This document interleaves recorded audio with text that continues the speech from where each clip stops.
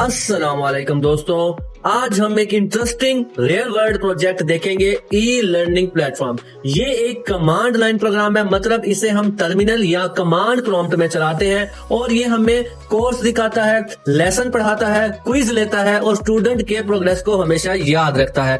जैसे ही आप इस प्रोग्राम को रन करेंगे तो आपसे पूछा जाएगा enter your name to begin. तो मैं यहाँ पे अपना नाम लिखता हूँ और हमारे पास एक मेन मेन्यू आ गया है और लॉग्ड एज शाज़िर मैंने जो नेम लिखा था।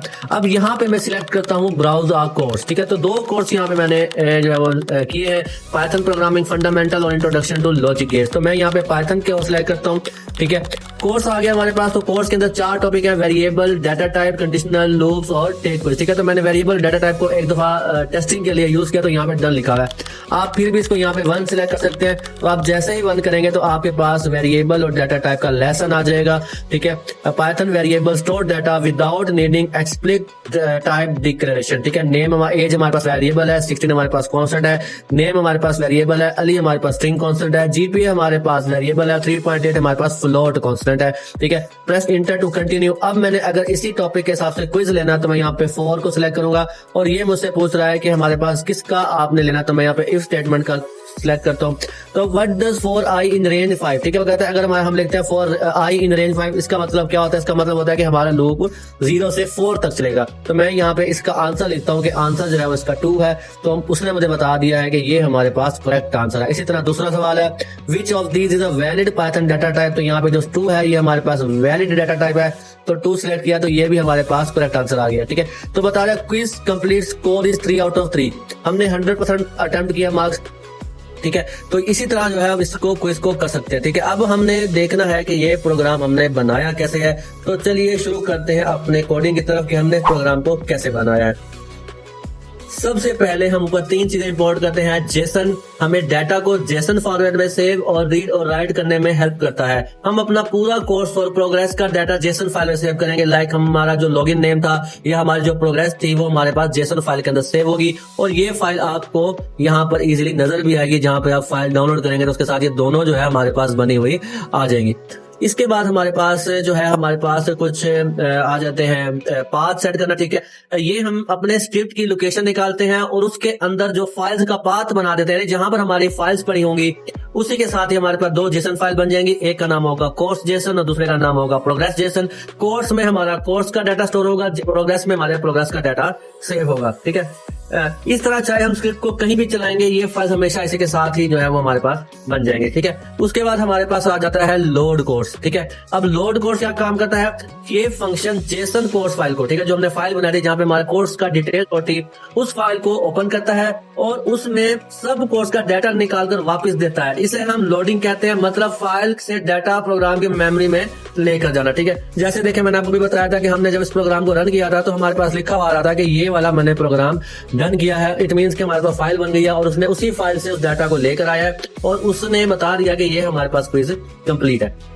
ठीक है, इसके बाद हमारे पास अगला स्टेप है लोड प्रोग्रेस। ठीक है, लोड प्रोग्रेस ये फंक्शन चेक करता है कि प्रोग्रेस जेसन फाइल में पहले से मौजूद है या नहीं है। लाइक हमने नन लिखा हुआ था तो पता था नहीं पहले से किया हुआ है।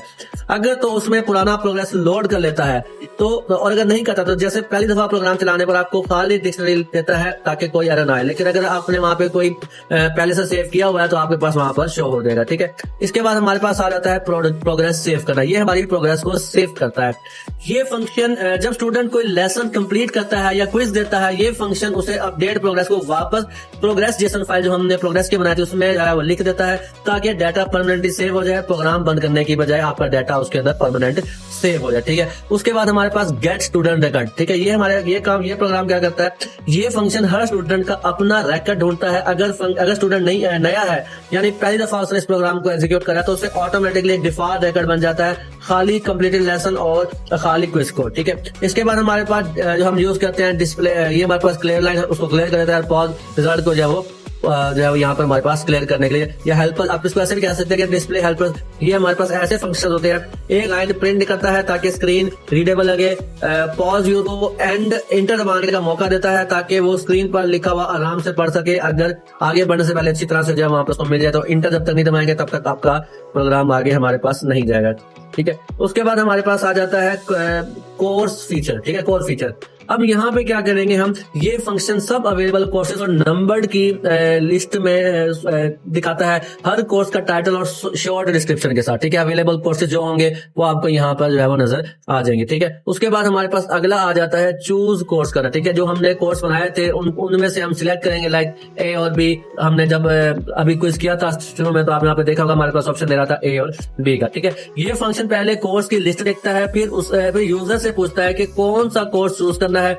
अगर यूजर लिखे बी तो वापस चला जाता है, अगर गलत नंबर लिख दे तो एरर आ जाता है, ठीक है। तो इसमें जो है वो आपके पास हो जाएगा। अगला हमारे पास है लेसन दिखाना और नेविगेट करना, ठीक है। व्यू लेसन और कोर्स स्टूडेंट प्रोग्रेस, उसके बारे में, ठीक है। ये एक बड़ा इंपॉर्टेंट फंक्शन है। ये एक कोर्स के अंदर सब लेसन दिखाता है और लेसन के सामने बताता है कि वो कंप्लीट हो चुका है या नहीं।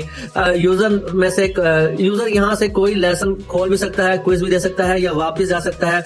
एक लूप में ये तमाम चीजें होती है, ठीक है। तो यहाँ पे अपना जो है वो सिलेक्ट करेगा, क्विज देगा, और अगर हमारे पास क्विज उसका अटेम्प्ट हो गया तो यहाँ से वो वापस भी जा सकता है, ठीक है।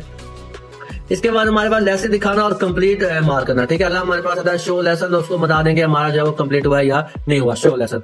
जब कोई यूजर लेसन खोले तो ये फोटो लेसन का टाइटल और कंटेंट दिखाता है, फिर ऑटोमेटिकली चेक करता है कि ये लेसन पहले कंप्लीट हुआ था या नहीं। अगर नहीं हुआ तो उसे कंप्लीट लिस्ट में ऐड करके प्रोग्रेस सेव कर देता है, ठीक है। उसके बाद हमारे पास अगला जो टॉपिक है वो हमारे पास है, अगला फंक्शन हमारे पास टेक क्विज, ठीक है। क्विज के लिए होता है, ठीक है। यहाँ ये सबसे इंटरेस्टिंग हिस्सा है। सबसे पहले चेक करता है कि कोर्स में क्विज है भी या नहीं। अगर तो कोर्स में क्विज होगा तो बता देगा कि हमारे पास आप क्विज ले सकते हैं, लेकिन अगर कोर्स में क्विज नहीं है तो बता देगा no quiz available for this course, यानी इस कोर्स का क्विज हमारे पास नहीं है, ठीक है। सबसे पहले चेक करता है कि उस कोर्स में क्विज है या नहीं है। अगर है तो उस क्वेश्चन का ऑप्शन दिखाता है, यूजर से जवाब लेता है, फिर चेक करता है कि जवाब सही है या गलत है। अगर गलत हो तो सही जवाब दिखा देता है। एंड में टोटल स्कोर और परसेंटेज भी निकाल कर आपके सामने जो है वो ये रख देता है। तो वो जो हमारे पास जो प्रोग्राम में काम हो रहा है, ठीक है, क्लियर लाइन उसको क्लियर करने के लिए यूज होगा, ठीक है। और क्विज की लेंथ, क्वेश्चन और क्विज कंप्लीट स्कोर, लास्ट में आपको उसके स्कोर, टोटल मार्क्स और परसेंटेज यहाँ पे शो कर देगा, ठीक है। तो इसी तरह आप अपने क्विज की प्रोग्रेस जो है वो देख सकते हैं। अगला जो हमारे पास सवाल है वो हमारे पास है व्यू प्रोग्रेस, ठीक है। ये फंक्शन एक समरी दिखाता है, स्टूडेंट ने हर कोर्स में कितने लेसन कंप्लीट किए हैं या उसने कोई कौन कौन से क्विज दिए हैं और हमें कितना स्कोर लिया है, तो ये हमें उसके बारे में बताता है। लास्ट हमारा जो इसका फंक्शन है वो हमारे पास है मेन मेन्यू, ठीक है। ये इस पूरे प्रोजेक्ट का एंट्री पॉइंट है। ये हमारा मेन फंक्शन है जहां से पूरा प्रोग्राम शुरू होता है। सबसे पहले ये कोर्स और प्रोग्रेस लोड करता है, फिर स्टूडेंट का नाम पूछता है, उसके बाद एक मेन्यू दिखाता है जहां स्टूडेंट कोर्स ब्राउज कर सकता है या अपनी प्रोग्रेस देख सकता है या किसी दूसरे स्टूडेंट के नाम से लॉगिन कर सकता है। ये प्रोग्राम बंद कर सकता है या मेन्यू एक लूप में चलाता रहता है, जब तक यूजर एग्जिट प्रेस ना करे तब तक आपका प्रोग्राम चलता रहेगा। तो बच्चों, इस तरह हमने देखा कि एक कैसे छोटा सा पाइथन प्रोग्राम में पूरा ई लर्निंग सिस्टम बन सकता है, जहां कोर्सेज हैं, लेसन है, क्विजेज हैं और स्टूडेंट की प्रोग्रेस तक ट्रैक कर सकते हैं। ये प्रोग्राम हमें सिखाता है कि फंक्शन, जेसन फाइल और लूप्स को मिलाकर हम कितने पावरफुल रियल वर्ल्ड एप्लीकेशन बना सकते हैं। तो होपफुली आपको ये वीडियो समझ आई होगी और आपको समझ भी आया होगा। अगर आपको ना समझ आया तो आप कमेंट में मेरे से मैसेज करके पूछ सकते हैं। अगर चैनल पर नए हैं तो मेरे चैनल को सब्सक्राइब करें, वीडियो को लाइक करें, कमेंट करें और अपने दोस्तों के साथ शेयर करना ना भूलें। मिलते हैं अगली वीडियो में नए टॉपिक के साथ, तब तक के लिए अल्लाह हाफिज।